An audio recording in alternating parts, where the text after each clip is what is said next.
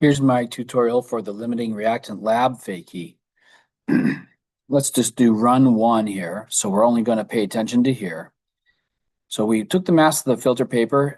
When I made this, we were using a smaller filter paper, so your mass was a lot more. But anyway, here's the mass of just the paper. The mass of the sodium stuff we put in, the copper stuff we put in, and then we mixed them together. They made the blue-green product, and we sent it through the filter paper, and then we set it out to dry. So we come back and it's all dry. With the paper though, it's partly stuck in the paper. So we have to take the mass of them together, the filter paper and the product together. How do we get the mass of just the paper? Look, D minus A. If you take the paper and the product and you subtract out the paper, you have just the product. So this is what you actually made in real life. So how much would you make, at least theoretically, on paper? Well, if you take these amounts, this amount here, and then this amount here, this is what we start with. Also, you go and make the balanced reaction, and go look it up or something.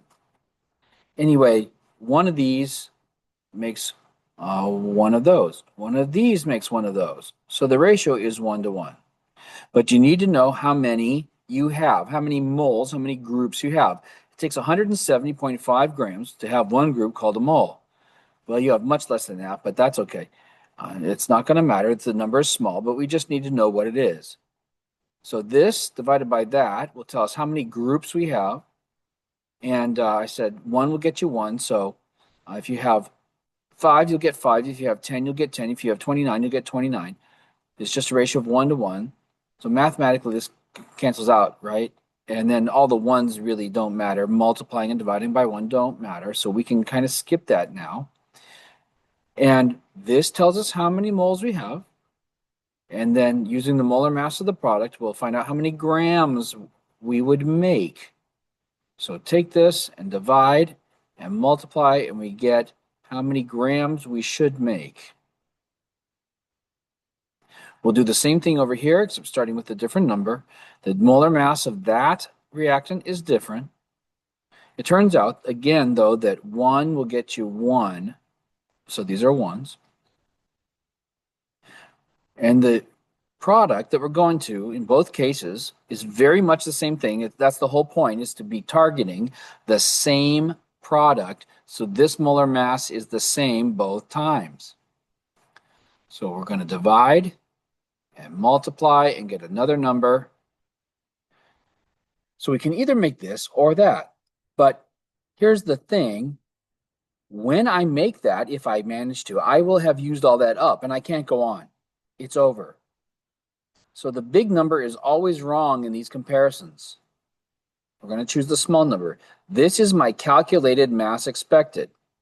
This is your theoretical yield. Even on paper, this is all you can make, even if you did absolutely great. In fact, you really only made that, or at least that's what you caught and measured the mass for. So that's less than 100%. So we know the smaller number goes on top.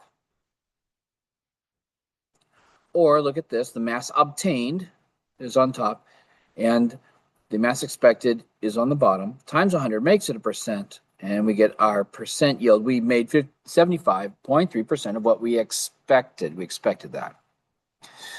What could be some sources of error? Well, I think people did a pretty good job of this, but you could have just poured it past the filter paper on the bottom side and just run it through the funnel. And as you're walking back with the filter paper, when it's dry, you could have been popping little dry flakes off. And I actually saw some people with a hole in their filter paper, so we had to get them another paper. So that's another one. But have something that's reasonable. You can put this one, that one, or both or something, but put something reasonable for having an error where the obtained mass is less than the theoretical mass.